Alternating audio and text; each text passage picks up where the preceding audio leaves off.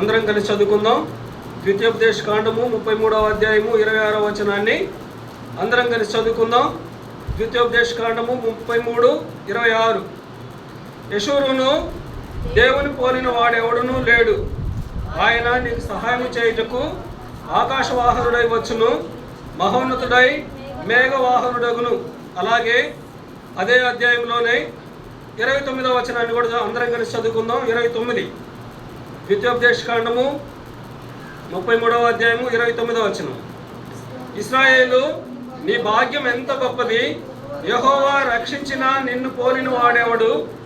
ఆయన నీకు సహాయకరమైన కేడెము, నీకు ఔన్నత్యమును కలిగించు ఖడ్గము. చాలు. అలాగే యెషయా గ్రంథంలో నుండి 46వ అధ్యాయము, యెషయా గ్రంథంలో నుండి 46వ అధ్యాయము 9వ వచనం. యెషయా గ్రంథము 46వ అధ్యాయము 9వ వచనం. యెషయా 46:9 అందరం కలిసి చదువుకుందాం. చాలా పూర్వమున జరిగిన వాటిని జ్ఞాపకము చేసుకొనుడి. దేవుడను నేనే, మరి ఏ దేవుడునూ లేడు. నేను దేవుడను, నన్ను పోలిన వాడు ఎవడునూ లేడు. దేవుని కృప కొరకై చిన్న ప్రార్థన చేసుకుందాం.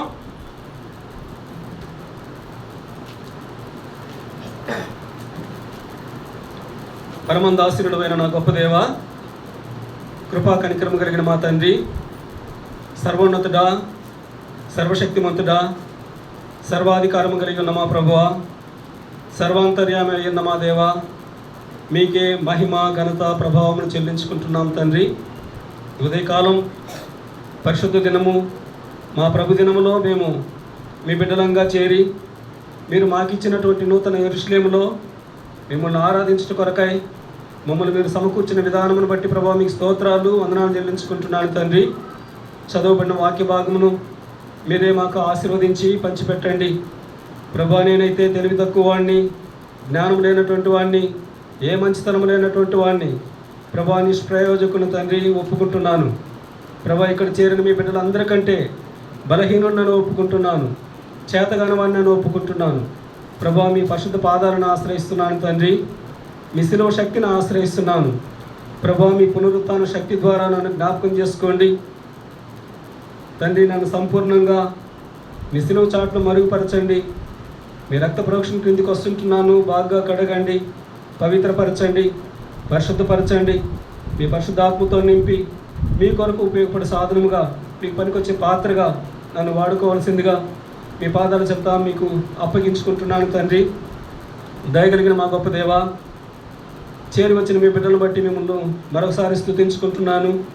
రావాల్సిన ప్రభు బిడ్డల కొరకై ప్రార్థన చేస్తుంటున్నాను ప్రభా. త్వరవ పెట్టి తీసుకురండి, సహాయం చేయండి. దయగలిగిన మా తండ్రి, మీరు ఇచ్చిన వాగ్దానం జ్ఞాపకం చేసుకుంటున్నాను. నీ నోటిని బాగా తెరువుము, దాన్ని నింపుదనని సెలవిచ్చిన దేవుడవు ప్రభా. నా నోరు తెరవడానికి నేను ఇష్టపడుతుంటున్నాను. నా నోట మీ మాటలు ఉంచండి ప్రభా. జీవ గ్రంథంలో నూతనమైన సంగతులు చూడగలిగినట్లు మా కన్నులు తెరవండి. దయగలిగిన మా తండ్రి, సహాయం కొరక మిమ్మల్ని వేడుకుంటున్నాను. యోహాను 3:34 జ్ఞాపకం చేసుకుంటున్నాను తండ్రి. మీరు పంపిన వానికి మీరు ఆత్మను కొలతగా అనుగ్రహించే దేవుడవు కాదు ప్రభా, సహాయం చేయండి. అలాగే 123 వచనాన్ని కూడా జ్ఞాపకం చేసుకుంటున్నాను తండ్రి. దాసుడు యజమానుని చేతి వైపు చూసిన రీతిగా, దాసి యజమానురాలు చేతి వైపు చూసిన రీతిగా ప్రభా, నేను మీ వైపు చూస్తుంటున్నాను ప్రభా, సహాయం చేయండి తండ్రి. ఆరాధన కొరకై కావాల్సిన మీ మాటలు మాకు దయచేయవలసిందిగా మిమ్మల్ని ప్రార్థన చేసుకుంటూ, మహిమ ఘనత ప్రభావములు మీకే ఆరోపించుకుంటూ, యేసు ప్రభు వారి అతి శ్రేష్టమైన శక్తి కలిగిన పరిశుద్ధమైన నామమును స్తుతించి ప్రార్థించి అడిగి వేడుకున్నాను పరమ తండ్రి, ఆమెన్.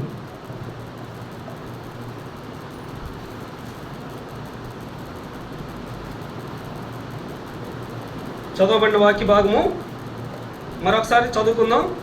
యెషయా గ్రంథము 46వ అధ్యాయము 10వ వచనంలో, క్షమించండి 9వ వచనంలో, యెషయా గ్రంథము 46:9 చాలా పూర్వమున జరిగిన వాటిని జ్ఞాపకము చేసుకొనుడి. దేవుడను నేనే, మరి ఏ దేవుడునూ లేడు.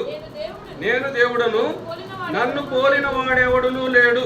దేవుని పోలినటువంటి వాడు ఎవరు కూడా లేరు.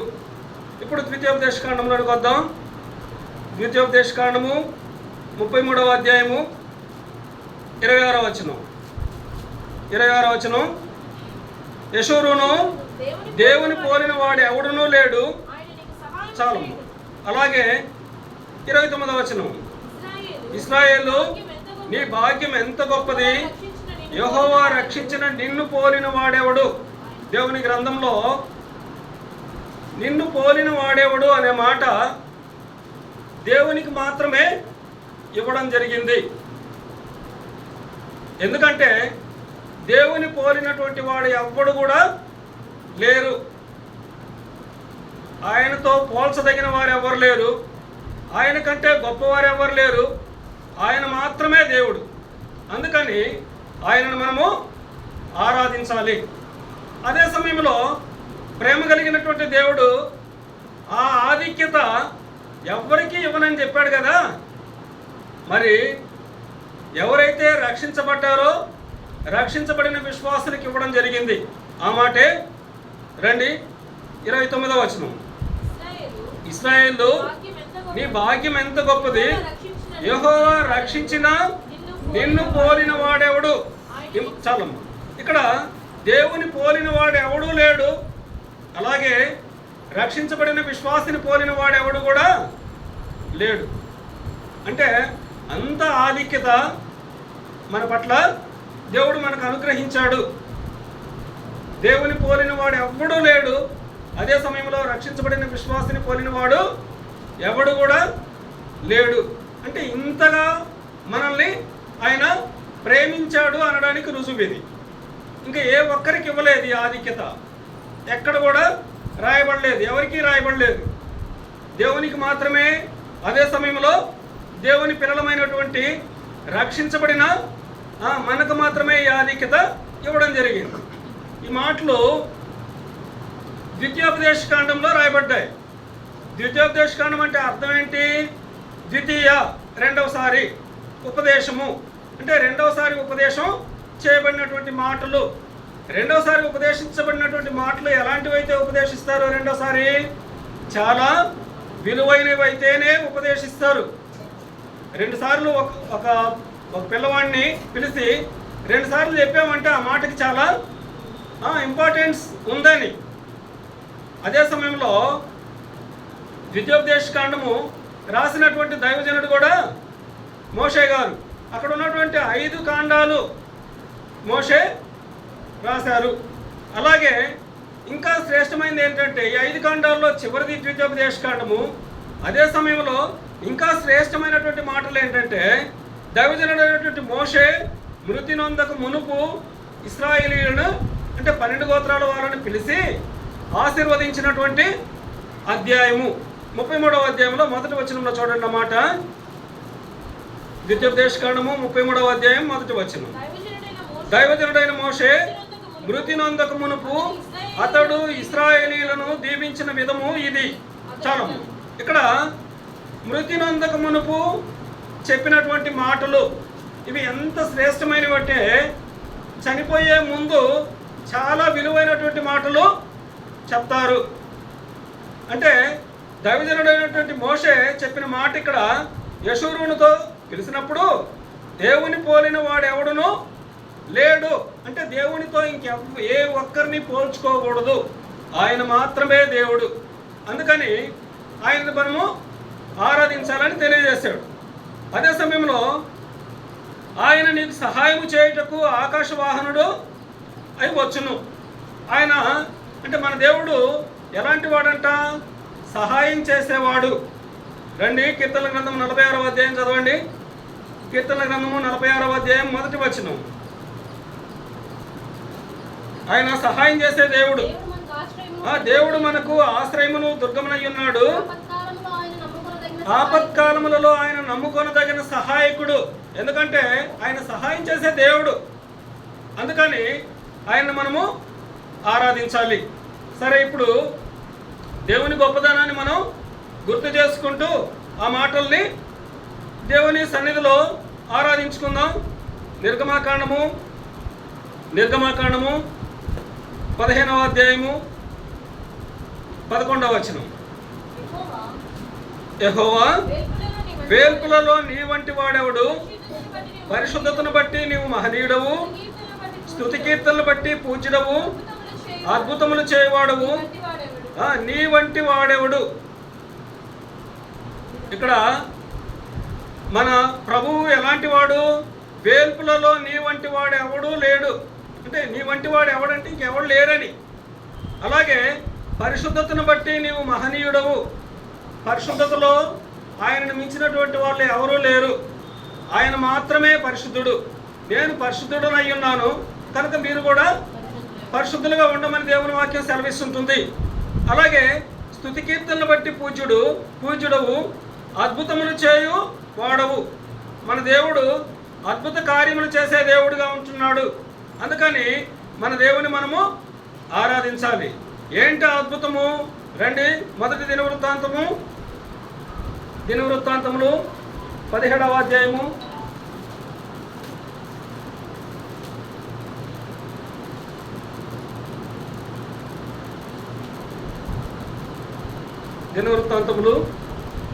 17వ అధ్యాయము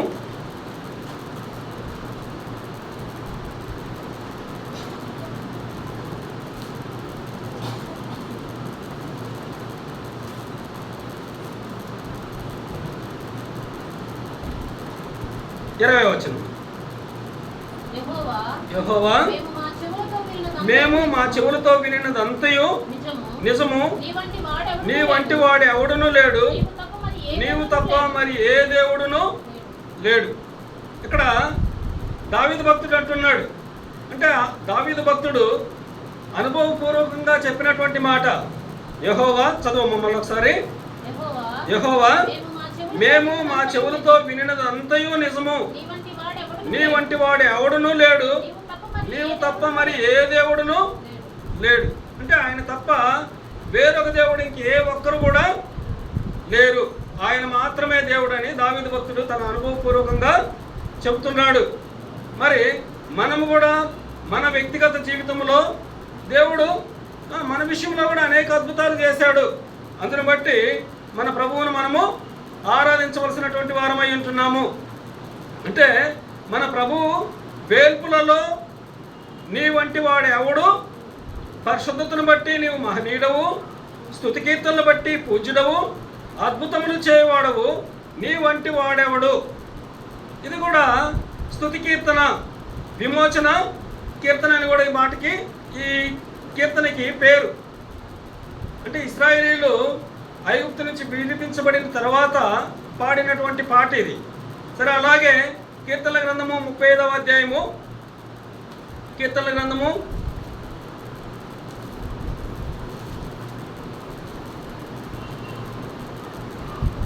35వ అధ్యాయము 10వ వచనం. అప్పుడు యెహోవా, నీ వంటి వాడెవడు? మించిన బలము గల వారి చేతి నుండి దీనులను, దోచుకుని వారి చేతి నుండి దీనులను, దరిద్రులను విడిపించువాడవు నీవే అని నా ఎముకలన్నీ చెప్పుకొనును. ఇక్కడ కూడా దావీదు భక్తుడు రాసినటువంటి కీర్తన. అప్పుడు యెహోవా, నీ వంటి వాడెవడు? అంటే యెహోవా వంటి వాడు ఎవరు? ఇందాక మనం ఏం చూసాము? పరిశుద్ధతను బట్టి మహనీయుడు, స్తుతి కీర్తనను బట్టి పూజ్యుడు, అద్భుత కార్యములు చేయవాడు. ఇంకా అంటే ఆయన వంటి వాడు ఇంకే ఒక్కరు కూడా లేరు. అలాగే ఇక్కడ 35వ కీర్తన 10వ వచనంలో మించిన బలము గల వారి చేతి నుండి దీనులను, దోచుకుని వారి చేతి నుండి దీనులను, దరిద్రులను విడిపించేవాడు. మన ప్రభువు ఎలాంటి వాడంట? మించిన బలము గల వారి చేతి నుండి దీనులను. మించిన బలము గలవాడు ఎవడు? అపవాది, సాతానుడు. వాని చేతి నుంచి విడిపించగలిగిన శక్తిమంతుడు మన దేవుడు. అంటే మన దేవుని పోలినటువంటి వాడు ఇంకా ఏ ఒక్కరు కూడా లేరు. అందుకని మన ప్రభువును మనము ఆరాధించాలి. అప్పుడు యెహోవా, నీ వంటి వాడెవడు? మించిన బలము గల వారి చేతి నుండి దీనులను, దోచుకుని వారి చేతి నుండి దీనులను, దరిద్రులను విడిపించువాడవు. అంటే మనల్ని విడిపించే దేవుడు. అపవాది బంధకాల్లో ఉన్న మనల్ని విడిపించాడు. విడిపించడం మాత్రమే కాదు, మనకి గొప్ప రక్షణ ఇచ్చిన దేవుడుగా ఉంటున్నాడు. ఆయన మన దేవుడుగా ఉంటున్నాడు, మన తండ్రిగా ఉంటున్నాడు, మన రక్షణ దుర్గముగా ఉంటూ మనల్ని నిత్యము కాపాడువాడుగా ఉంటున్నాడు. అంటే ఆయన మనల్ని నిత్యము కాపాడే దేవుడు కాబట్టి ఆయనను మనం ఆరాధించాలి. అలాగే 71వ కీర్తన 19వ వచనం, దేవా నీ నీతి మహాకాశమంత ఉన్నతమైనది, గొప్ప కార్యములు చేసిన దేవా నీతో సాటి అయిన వాడెవడు. ఇక్కడ మన దేవుని గురించి మనం వర్ణించుకుంటూ గుర్తు చేసుకుంటున్నాం. ఏమని గుర్తు చేసుకుంటున్నాం? నిర్గమకాండంలో ఆయన పరిశుద్ధుడని, వేలుపులో ఆయన వంటి వాడు ఇంకెవరూ లేరని, ఆయన పూజింపదగిన దేవుడని, అద్భుత కార్యములు చేయ దేవుడని గుర్తు చేసుకున్నాం. తర్వాత రెండవదిగా మించిన బలము గల వాని చేతి నుంచి విడిపించగలిగిన దేవుడని గుర్తు చేసుకున్నాం. ఇక్కడ 19వ వచనంలో మరొకసారి చదువుమా, 71:19, దేవా నీ నీతి మహాకాశమంత ఉన్నతమైనది, గొప్ప కార్యములు చేసిన దేవా నీతో సాటి అయిన వాడెవడు. గొప్ప కార్యములు చేసే దేవుడు మన దేవుడు, గొప్ప కార్యాలు చేస్తాడు. ఇందాక చదువుకున్నటువంటి మాటని మరొకసారి గుర్తు చేసుకుందాం. దినవృత్తాంతములు 17వ అధ్యాయము, మొదటి దినవృత్తాంతములు 17వ అధ్యాయము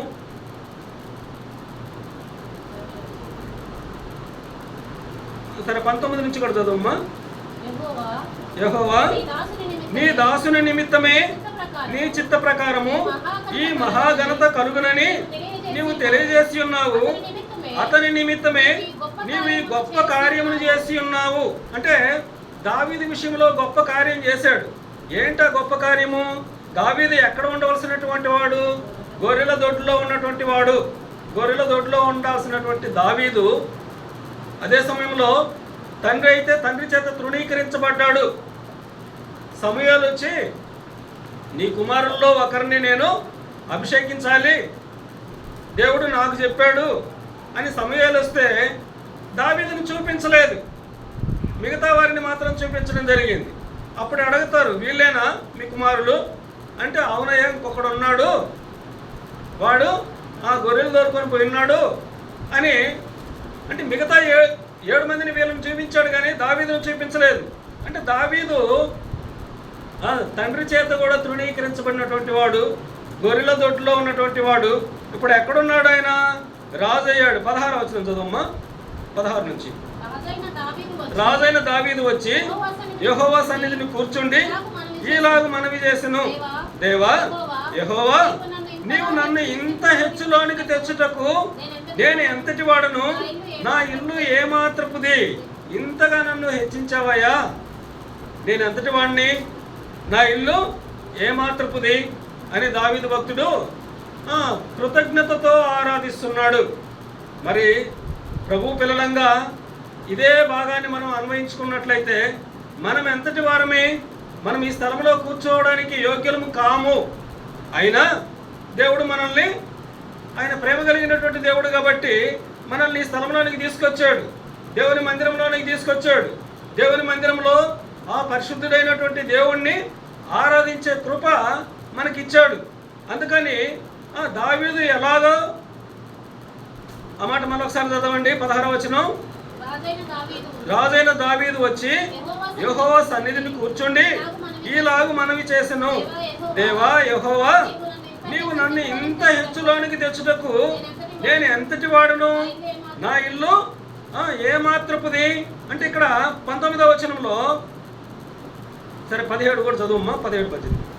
దేవా ఇది నీ దృష్టికి స్వల్ప విషయమే, దేవా యెహోవా నీవు రాబో బహుకాలం వరకు నీ సేవకుని సంతతిని గురించి సెలవిచ్చి మనుషునితో మనుషుడు మాట్లాడినట్లు దయపాలించి నాతో మాట్లాడి నా సంతతి ఘనత చెందునని మాట ఇచ్చి ఉన్నావు.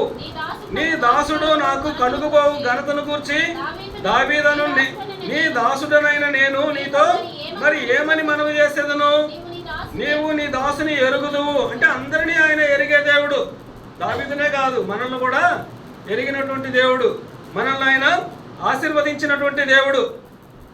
నీవు నీ దాసుని ఎరుగుదువు, యెహోవా నీ దాసుని నిమిత్తమే నీ చిత్త ప్రకారము ఈ మహాఘనత కలుగునని నీవు తెలియజేస్తున్నావు. అతని నిమిత్తమే నీవు గొప్ప కార్యములు చేసి ఉన్నావు. దావీదు జీవితంలో ఈ గొప్ప కార్యం చేశాడు. అలాగే రండి, మొదటి సమూయేలు గ్రంథము 12వ అధ్యాయము, మొదటి సమూయేలు గ్రంథము 12వ అధ్యాయము 24వ వచనం. మొదటి సమూయేలు గ్రంథము 12వ అధ్యాయము. ఆయన మీ కొరకు ఎన్ని గొప్ప కార్యములు చేసినో అది మీరు తలచుకొని మీరు యెహోవా యందు భయభక్తులు కలిగి నిష్కపటులై పూర్ణ హృదయముతో ఆయనను సేవించుట ఆవశ్యకము. ఆ మాట మరొకసారి గుర్తు చేస్తామా. 24వ వచనం. ఆయన మీ కొరకు ఎన్ని గొప్ప కార్యములు చేసినో. సరే, ఇక్కడ రాయబడింది, మనం వ్యక్తిగతంగా అన్వయించుకుందాం. మన విషయంలో ఎన్ని గొప్ప కార్యాలు చేశాడో అది గుర్తు చేసుకుందాం. ఆయన మీ కొరకు ఎన్ని గొప్ప కార్యములు చేసినో అది మీరు తలంచుకొని, అంటే గుర్తు చేసుకోమని తలంచుకొని మీరు యెహోవా యందు భయభక్తులు కలిగి నిష్కపటులై పూర్ణ హృదయముతో ఆయనను సేవించుట ఆవశ్యకము, అంటే తప్పనిసరి అని. అంటే మనము ప్రభు పిల్లలంగా మన వ్యక్తిగత జీవితంలో ఆయన చేసిన గొప్ప కార్యములను గుర్తు చేసుకొని ఆయనను మనము ఆరాధించే వారిగా ఉండాలి. అలాగే నిర్గమాకాండం 14వ అధ్యాయంలో, నిర్గమాకాండం 14వ అధ్యాయము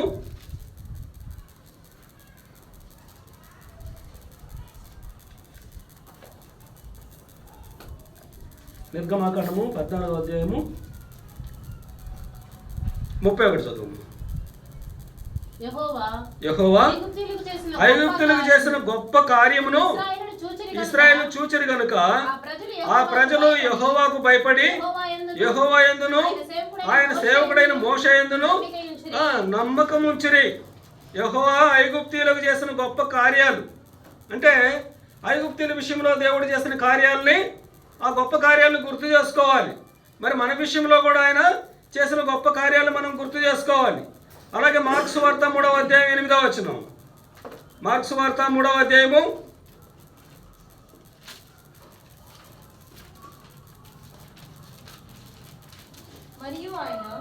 'మరియు ఆయన ఇన్ని గొప్ప కార్యములు చేయుచున్నాడని విని జనులు యూదయ నుండి, యెరూషలేము నుండి, ఇదుమా నుండి, యోర్దాను అవతల నుండి, తూరు సీదోను అనే పట్టణ ప్రాంతముల నుండి ఆయన యొద్దకు గుంపులు గుంపులుగా వచ్చిరి. అంటే మన ప్రభువు గొప్ప కార్యాలు చేస్తున్నటువంటి వాడు. ప్రభువైన యేసుక్రీస్తు ఈ మాటను మనం గుర్తు చేసుకున్నట్లయితే ఆయన అనేకులను బాగు చేసినాడు. గుడ్డివారికి చూపునిచ్చాడు, కుంటివారు నడిచేటట్లుగా చేశాడు, మూగవారి చేత మాట్లాడించాడు, దయ్యముల చేత బంధించబడినటువంటి వారిని విడిపించాడు, అనేకుల్ని స్వస్థపరిచినటువంటి వాడుగా ఉంటున్నాడు. చివరికి చనిపోయినటువంటి వారిని సైతము లేపినటువంటి వాడుగా ఉంటున్నాడు. అందుకని అంటే ప్రభువు గొప్ప కార్యాలు చేసే దేవుడుగా ఉంటున్నాడు. మనం వ్యక్తిగత జీవితంలో కూడా అనేక గొప్ప కార్యాలు చేసినాడు. అందుకని మన ప్రభువును మనము ఆరాధించవలసినటువంటి వారమై ఉంటున్నాము.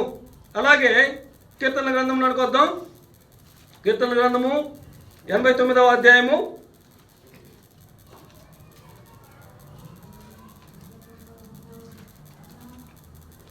89వ అధ్యాయము 6వ వచనం. కీర్తనల గ్రంథము 89వ అధ్యాయము 6వ వచనం.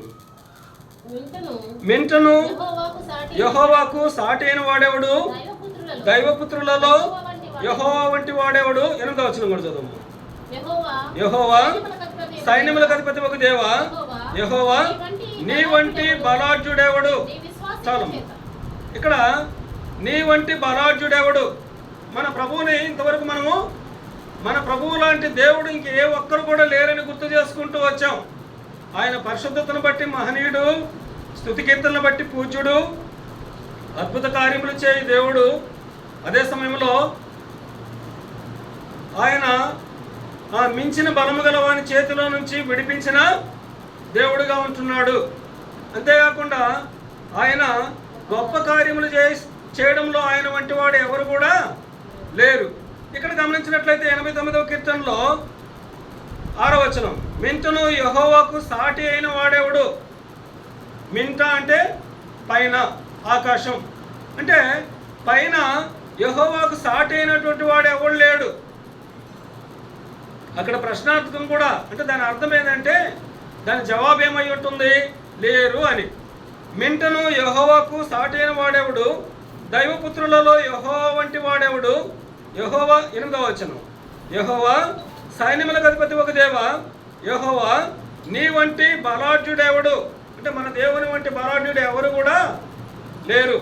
అందుకే యెషయా గ్రంథంలో ప్రభువైన యేసుక్రీస్తు జన్మించక ముందు రాయబడినటువంటి ప్రవచనం, ఆయన ఆశ్చర్యకరుడు, ఆలోచనకర్త, బలవంతుడైన దేవుడు. అంటే మన ప్రభువు బలవంతుడైన దేవుడు. నీ వంటి బలాఢ్యుడు ఎవరు అంటే ఆయన వంటి బలాఢ్యుడు ఇంకే ఒక్కరు కూడా లేరు. కాబట్టి మన ప్రభువును మనము ఆరాధించాలి. అలాగే మీకా గ్రంథంలో నుంచి, మీకా గ్రంథము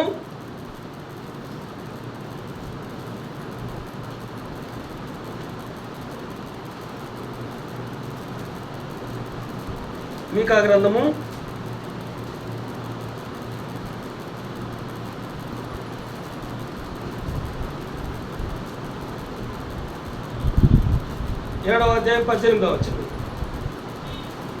మీకా గ్రంథము 7వ అధ్యాయము 18వ వచనం. Page number 767, page number 767. తన స్వాస్థ్యములో శేషించిన వారి దోషమును పరిహరించి వారు చేసిన అతిక్రమముల విషయమై వారిని క్షమించు దేవుడవైన నీతో సముడైన దేవుడున్నాడా. చాలమ్మా. ఇక్కడ తన స్వాస్థ్యములో శేషించిన వారి దోషమును పరిహరించి వారు చేసిన అతిక్రమముల విషయమై వారిని క్షమించు దేవుడవైన నీతో సముడైన దేవుడున్నాడా. అంటే క్షమించుటలో మన దేవుడు వంటి వాడు ఎవరూ లేరు. మన దేవునితో సమానుడైనటువంటి వాడు ఏ ఒక్కరు కూడా లేరు. అంటే క్షమించుటలో ఆయన మాత్రమే, అంటే ఇంకే ఒక్కరు లేరనే అర్థం. అంటే ఇక్కడ మనం ఒక భాగాన్ని గుర్తు చేసుకోవచ్చు. ప్రభువైన యేసుక్రీస్తుని ఆయనలో ఏ తప్పిదము లేకపోయినా, ఏ పాపము లేకపోయినా ఆయనని దూషించారు, ఆయనని శిక్షించారు, ఆయనని బాధించారు, ఆయన ముఖాన ఉమ్మి వేశారు, ఆయనని పిడిగుద్దులు గుద్దినారు, అలాగే కొరడాలతో కొట్టారు, తలకు ముండ్ల కిరీటం పెట్టబడింది, ఆయన కాళ్ళు చేతులకి మేకులు కొట్టారు, ప్రక్కలో బల్లెంతో పొడిచారు. ఇవన్నీ చేసినా కూడా ఆయన ఏమంటున్నాడంటే, తండ్రి వీరేమి చేయుచున్నారో వీరు ఎరుగరు గనుక వీరిని క్షమించు అని అంటాడు. అంటే ఆ స్థానంలో ఉండి ఎవరైనా ఆ మాట అనగలరంటే ఏ ఒక్కరు కూడా అనలేరు, ఆయన మాత్రమే అనగలడు. ఇప్పుడు చిన్న ఉదాహరణకి మనం గుర్తు చేసుకుంటే, మనల్ని ఎవరినైనా బాధ పెట్టినటువంటి వారిని క్షమించడానికి ఇష్టపడం.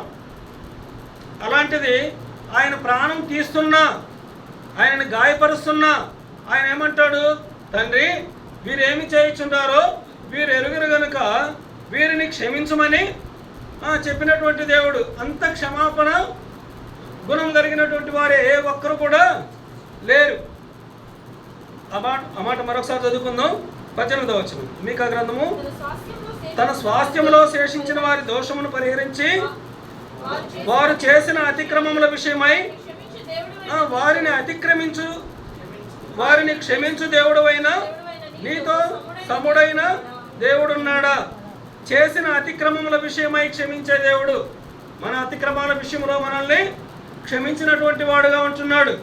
మనం ఎలాంటి వారమే, అనేక పర్యాయాలు అతిక్రమములు చేసినటువంటి వారమే, మనం పాపులమే, ఏ మంచితనం లేనటువంటి వారమే. అయినా మనల్ని ఆయన ఏం చేశాడు, క్షమించాడు.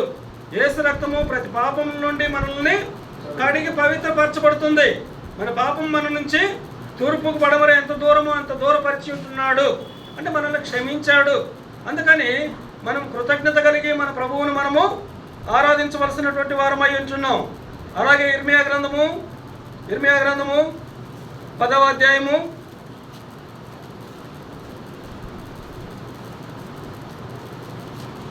7వ వచనం 6వ వచనం. యెహోవా నిన్ను పోలిన వాడు ఎవడునూ లేడు, నీవు మహాత్మ్యము గలవాడవు, నీ శౌర్యమును బట్టి నీ నామము ఘనమైనదాయను. చదువు. జనములకు రాజా, నీకు భయపడిన వాడెవడు? జనముల జ్ఞానులు అందరిలోనూ వారి రాజ్యములన్నిటిలోనూ నీ వంటి వాడు ఎవడునూ లేడు గనుక నరులు నీకు భయపడుట అనుగుణ్యము. ఇక్కడ 6వ వచనంలో మనం గమనించినట్లయితే, యెహోవా నిన్ను పోలిన వాడు ఎవడునూ లేడు అంటే మన దేవుని పోలినటువంటి వాడు ఎవరు లేరు, మన దేవుని కంటే సమానుడు ఎవరు లేరు, మన దేవుని కంటే గొప్పవాడు ఏ ఒక్కరూ లేరు, ఆయన మాత్రమే గొప్పవాడు. కాబట్టి మన ప్రభువును మనము ఆరాధించాలి. యెహోవా నిన్ను పోలిన వాడు ఎవడునూ లేడు, నీవు మహాత్మ్యము గలవాడువు. ఆయన మహాత్మ్యము కలిగిన మహారాజు అని కీర్తన గ్రంథంలో ఒక చోట చూడొచ్చు, 95వ కీర్తన అనుకుంటా. సరే, ఇక్కడ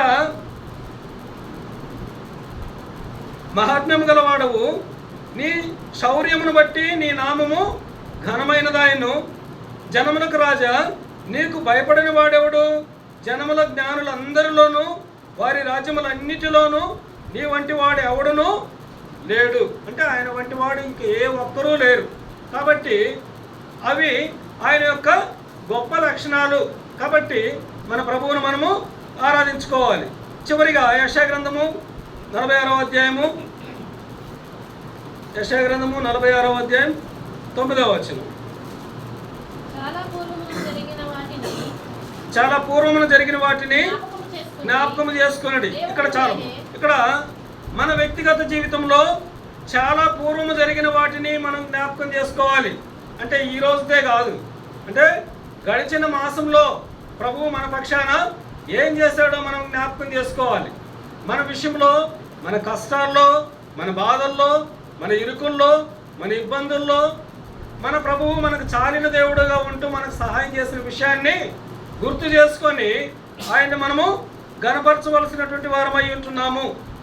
చదువు. చాలా పూర్వమున జరిగిన వాటిని జ్ఞాపకం చేసుకొనుడి, దేవుడను నేనే, మరి ఏ దేవుడును లేడు, నేను దేవుడను, నన్ను పోలిన వాడు ఎవడునూ లేడు. కాబట్టి మన దేవుని పోలినటువంటి వాడు ఏ ఒక్కరు కూడా లేరు. కాబట్టి మన ప్రభువును మనము ఆరాధించుకోవాలి. వ్యక్తిగతంగా మన విషయంలో ఏం చేశాడు, ఆయన గొప్పదనాన్ని మనం కొనియాడడమే ఆయన్ని మనం గణపరచడం. అవును ప్రభువా, నువ్వు పరిశుద్ధుడివి, నువ్వు వేల్పులలో మీ వంటి వాడు ఎవ్వరూ లేరు, అందుకని నేను నిన్ను ఆరాధిస్తున్నాను. పరిశుద్ధతను బట్టి, పరిశుద్ధతలో నీ వంటి వాడు ఎవరు లేరు, అందుకని నేను నిన్ను ఆరాధిస్తున్నాను. తర్వాత అద్భుతములు చేయటంలో నీ వంటి వాడు ఎవరూ లేరు, అందుకని నేను నిన్ను ఆరాధిస్తున్నాను. మించిన బలము గల వాని చేతిలో నుండి నన్ను విడిపించగలిగిన దేవుడు నువ్వు మాత్రమే, అందుకని నేను మిమ్మల్ని ఆరాధిస్తున్నాను. గొప్ప కార్యములు చేసిన దేవుడు కాబట్టి గొప్ప కార్యములు చేయట్లో మీ వంటి వాడు ఎవరూ లేరు, అందుకని నేను మిమ్మల్ని ఆరాధిస్తున్నాను. ఇంకా ఆయన ఇంకా బలవంతుడైనటువంటి దేవుడు కాబట్టి మీరు బలవంతుడైనటువంటి దేవుడు కాబట్టి నేను మిమ్మల్ని ఆరాధిస్తున్నాను. తర్వాత క్షమించటంలో నీ వంటి వాడు ఇంకే ఒక్కరూ లేరు కాబట్టి నేను మిమ్మల్ని ఆరాధిస్తున్నాను. అవును ప్రభువా, మీ వంటి వారు ఎవరూ లేరు, మీరు మాత్రమే దేవుడు కాబట్టి మీ పాదాల చెంత నేను తగ్గించుకుంటూ మీ నామమును గొప్ప చేస్తూ నా ఆరాధన మీకే సమర్పిస్తుంటున్నాను ప్రభు అని చెప్పేవారిగా ఆయనకి మన వ్యక్తిగత జీవితంలో కూడా పూర్వకాలమును ఆయన చేసిన మేళ్లను కూడా మనం గుర్తు చేసుకుందాం. అవును తండ్రి, గత 8 మాసాలు కాపాడినావు, ఈ 9వ మాసంలో మొదటి దినము అది కూడా ప్రభుదినంగా నాకు ఇచ్చావు, మీ సన్నిధిలో గడిపే భాగ్యం ఇచ్చావు, ఇంకా నాకు ఇంకేం కావాలి ప్రభువా. దావీదు భక్తుడు కూడా అంటాడు కదా, ఇంతగా నన్ను జ్ఞాపకం చేసుకుంటూ నేను ఏ పాటి వాడిని అని దావీదు భక్తుడు అంటున్నాడు. దావీదు భక్తుడు అంత గొప్ప రాజు ఆయనే అంటే మనం ఏ పాటి వారమే? మనము ఖచ్చితంగా ఆయనని గణపరచాలి. గణపరుద్దాం. దేవుడి మాటలు దీవించుగాక. నారాయణ ఒక పాట పాడుతుంది.